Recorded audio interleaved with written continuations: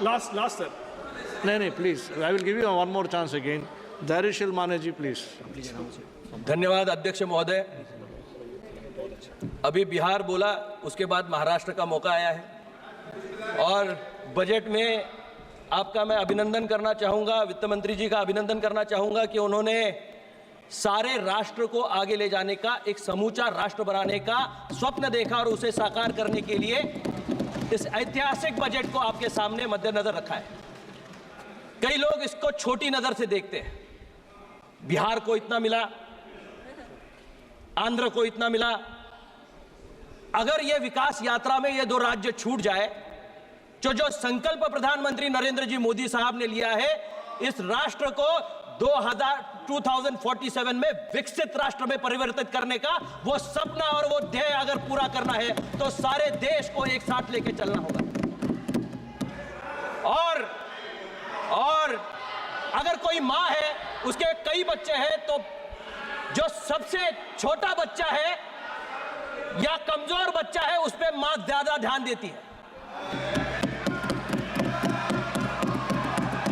सरकार ने अगर पिछड़े राज्य के लिए कुछ करने की कोशिश की है तो उसमें आपके पेट में क्यों दुखता है, इसका आपको ध्यान रखना पड़ेगा। महाराष्ट्र हमेशा अव्वल राज्य रहा है, आपको महाराष्ट्र का पता नहीं है शायद।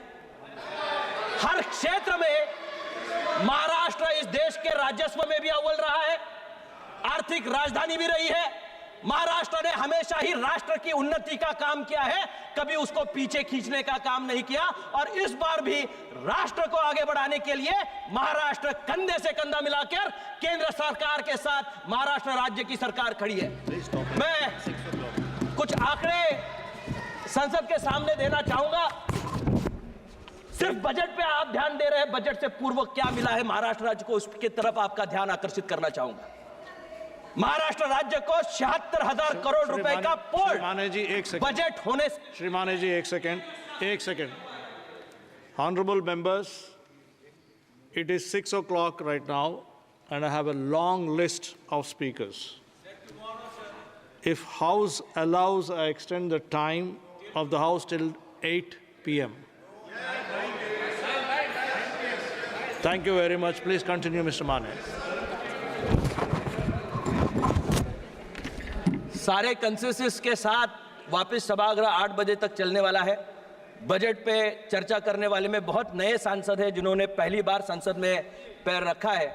मैं उन सभी का अभिनंदन भी करना चाहूँगा कि आप एक सबसे बड़े लोकतंत्र का हिस्सा इस माध्यम से बने हो। मैं अपनी क्षेत्र की जनता का भी आभार प्रकट करना चाहूँगा कि उन्होंने दूसरी बार यह मौका दिया है कि उनकी बात मैं यहाँ संसद में रख पाऊँ। लेकिन सर, एक खेद भी है, मैं पहली बार जब संसद में चुन के आया था, एक क्वालिटी एटमॉस्फेयर था। आज विपक्ष के वरिष्ठ नेता जिस तरह से वर्तन ये सभागृह में कर रहे हैं, जिस तरह से बात रख रहे हैं, उस ओर से आके यहां बैठने की कोशिश कर रहे हैं। यहां आके बैठने के लिए जनता से चुन के आना पड़ता है, ऐसे ही आके ट्रेजरी बेंच में नहीं बैठ सकते। लेकिन यह दुर्भाग्यपूर्ण है कि इस डेकोरम को मेंटेन करने के लिए वरिष्ठ नेताओं को भी सोचना पड़ेगा कि क्या उदाहरण आप यहां संसद में रख रहे हो। निश्चित रूप से I am not yielding at all, I am not yielding. ये संसद सभी की है, अपनी बात रखने का आपको भी मौका मिलेगा, आप जरूर अपनी बात रखिए। Shri Mane ji, please address the chair. I would like to address the chair sir, लेकिन वहां से जो आवाज आती है ये कान से निकल नहीं पाती। Kindly address the chair. निश्चित रूप से सर, देश के इस सर्वोच्च सभागृह में आते वक्त हम सभी के यह जिम्मेवारी बनती है कि हमारे राष्ट्र को सब मिलके, विपक्ष हो या सत्ता पक्ष हो, एक साथ मिलके आगे चल के इसको आगे बढ़ाए।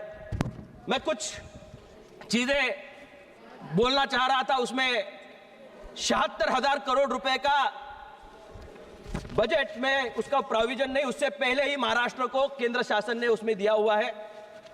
मेरे एक साथी थे, वो कल बोल रहे थे कुर्सी की बेटी बांधे रखिए, मौसम बदलने वाला है। मैं उनको कहना चाहूंगा, रामविलास पासवान जी संसद के सदस्य हुआ करते थे, उनकी पार्टी आज सत्ता पक्ष के साथ है, उनको देश का राजनीति का मौसम वैज्ञानिक कहा जाता था। जिस तरफ मौसम जाना वाला है उसका रुख क्या है ये देश जानता है, और उसीलिए नरेंद्र मोदी जी को तीसरी बार पंतप्रधान बनाया है, प्रधानमंत्री बनाया है। देश का रुख जमीन से जुड़े हुए लोगों के साथ है, कुर्सी की पेटी बांधने वालों के साथ। हम जमीन से जुड़े हुए लोग हैं, जमीन के लोगों के साथ जुड़े हुए राजनीति करते हैं, और इसीलिए विपक्ष हारने के बाद भी जल्लोश में है। सत्ता पक्ष जीतने के लिए हमें कोई ज्यादा लोगों के सामने नहीं जाना पड़ा, क्योंकि योजनाएं जो यहां मोदी सरकार ने बनाई थी, मोदी जी की गारंटी चली है, और इसीलिए यह सरकार वापस एनडीए की सरकार बनी है। इसका जीवंत उदाहरण यह सभागृह है। लेकिन वो खुश है अपने जमाने में। एक पुराना सीरियल हुआ करता था मुंगेरी लाल के हसीन सपने, वो अपने हसीन सपनों में, रंगीन सपनों में तल्लीन है। मैं उनको डिस्टर्ब नहीं करना चाहता, लेकिन इस देश का भविष्य उचित हाथों में देने का काम इस देश की जनता ने किया है। मैं अपनी पार्टी शिवसेना ने जो किया है उसका आपके सामने यहां मद्देनजर रखना चाहूंगा। मराठी में मैं आपके लोगों के लिए कुछ कहना चाहूंगा।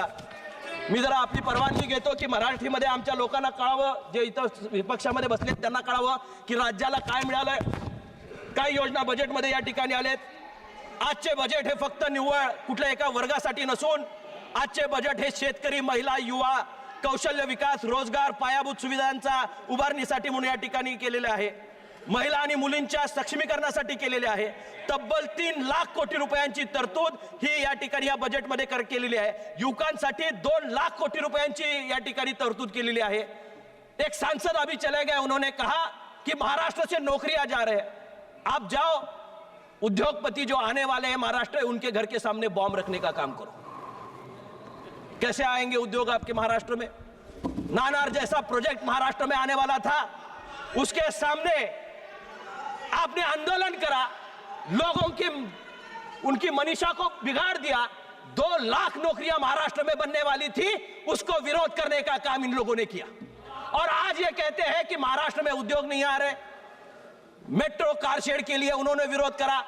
आज भी जो 76,000 करोड़ रुपीस पोर्ट के लिए आए हुए हैं, उसको भी ये महाराष्ट्र में विरोध कर रहे हैं। इनको महाराष्ट्र की उन्नति से कुछ लेना देना है नहीं।